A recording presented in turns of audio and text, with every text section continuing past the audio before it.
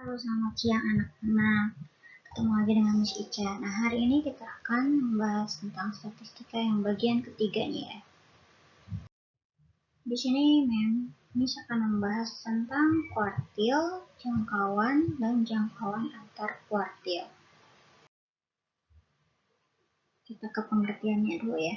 Nah, ini ada kuartil adalah ukuran yang membagi data menjadi 4 bagian yang sama. Nanti lebih jelasnya lagi kita lihat contohnya ya. Sekarang ke jangkauan dulu.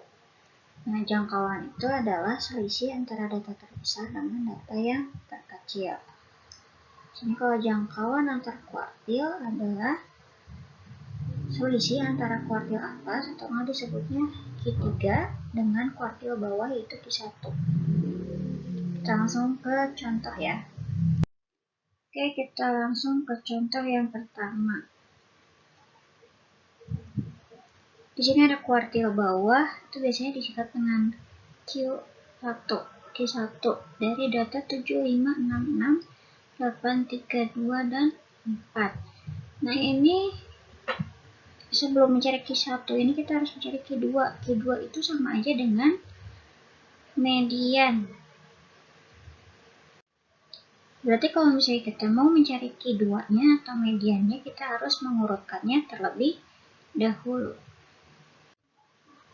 3, 4, 5, 6-nya 2 kali, 7, dan yang terakhir ada 8.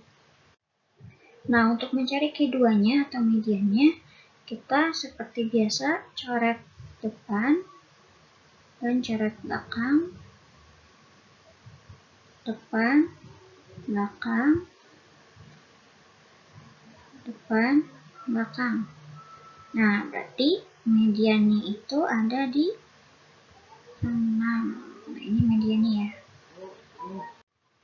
Q2-nya sama dengan 6 atau mediannya sama dengan 6. Nah, setelah ini kita akan mencari Q1-nya. Q1 itu berarti kuartil bawah yang ada di paling depan ini ya. Nah, caranya gimana? Kita tulis ulang yang bagian sininya ya, 3, 4, 5-nya. Nah, kalau sudah ditulis, kita mencari Q1-nya sama kayak tadi, mencari Q2. Kita coret depan dan belakang. Coret depan, coret belakang. Nah, sisanya ini nih. Ada angka 4. Berarti ini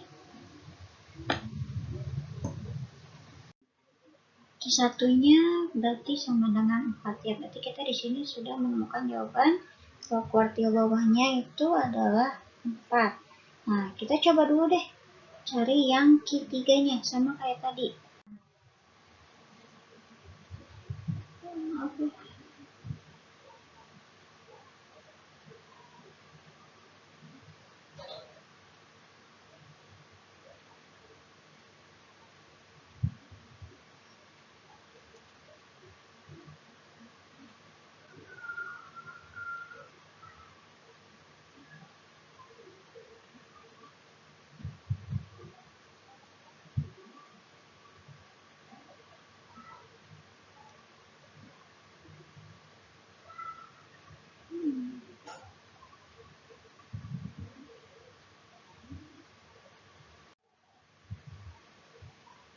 Nah, dari sini kita bisa langsung main coret aja ya kayak tadi ya.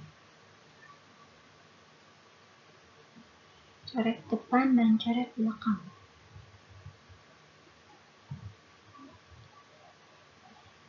Ini namanya coret, belakang coret. Nah, sisanya angka 7. Berarti ini adalah Q3.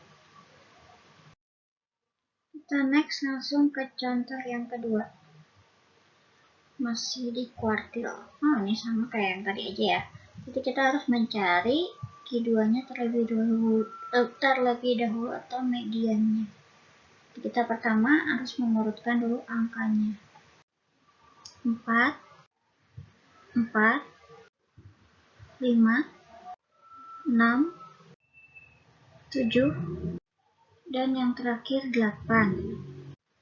Nah, setelah ini kita tinggal coret depan dan belakangnya sama seperti tadi. Nah, ini depan, belakang, depan, belakang, depan, belakang. Nah, berarti mediannya itu atau Q2-nya itu ada di tengah-tengah antara 5 dan 6. Nah, kalau seperti ini bagaimana? Nah, kalau seperti ini tinggal kita tambahkan 5 ditambah 6 dan nanti hasilnya dibagi 2. Dan nilai Q2-nya atau mediannya itu 5,5. Nah, sekarang di soal kita disuruh mencari Q3 atau kuartil atas. Berarti kalau kuartil atas kita mencarinya yang sebelah kanannya si median tersebut. Berarti kita tulis dulu angkanya yang 6, 7, dan 8. Kalau sudah ditulis, kita tinggal coret lagi ya, seperti yang tadi. Depan, belakang. Nah, ini udah ada tengah-tengahnya, berarti Q3-nya itu adalah 7. Nah, sekarang kita coba cari yang kuartil satunya atau kuartil atas, kuartil bawah, sorry. Jadi kita tinggal tulis angkanya 4, 4, dan 5 ya. Nah ya, tadi yang Q3 yang udah nemunya 7, berarti di soal juga udah nemu. Itu jawabannya yang C.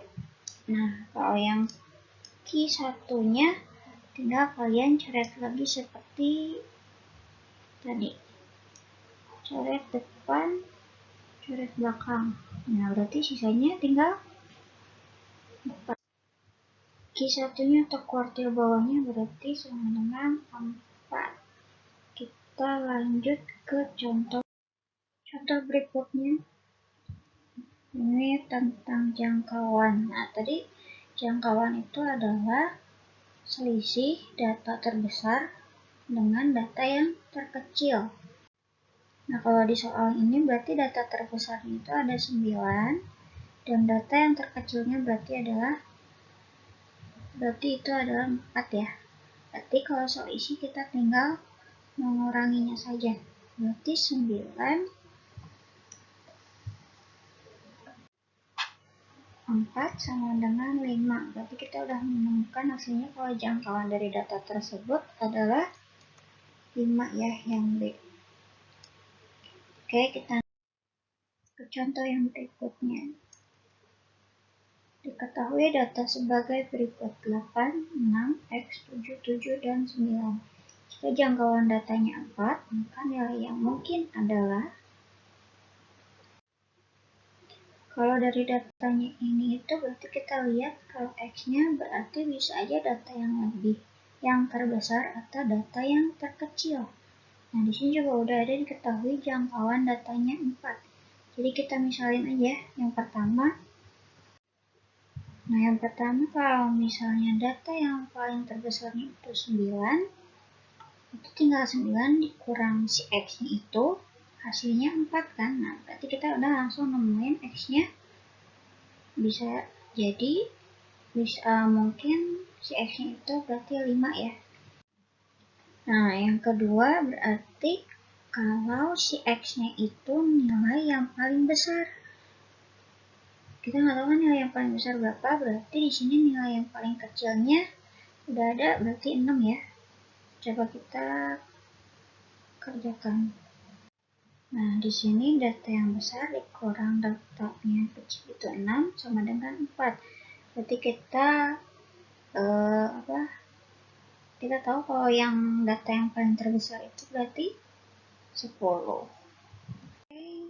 Oke, berarti dari sini kita bisa mendapatkan jawabannya kalau nilai X itu bisa aja 5 atau 10. Berarti jawabannya yang D. Nah, kita ke contoh yang berikutnya. Kita mau tampilin dulu contoh yang tadi yang nomor 2. Nah, di sini ada Q1, Q2, Q3, dan soalnya itu berarti mencari jangkauan antar kuartil. Nah, jangkauan antar kuartil itu berarti selisih kuartil 1 dengan kuartil 3. selisih Q3 dikurang Q1 berarti 7 dikurang 4, hasilnya sama dengan 3. Nah, 3 ya. Nah, sampai sini dulu pertemuan kita hari ini. Nah, kita ketemu lagi di lain waktu. Jangan lupa jaga kesehatan kalian. Dan jangan lupa kalau misalnya kalian butuh modul, ada fisika, ada matematika juga, kalian tinggal buka web yang ada di bawah ini. Dan jangan lupa subscribe dan like-nya ya. Terima kasih, sampai jumpa.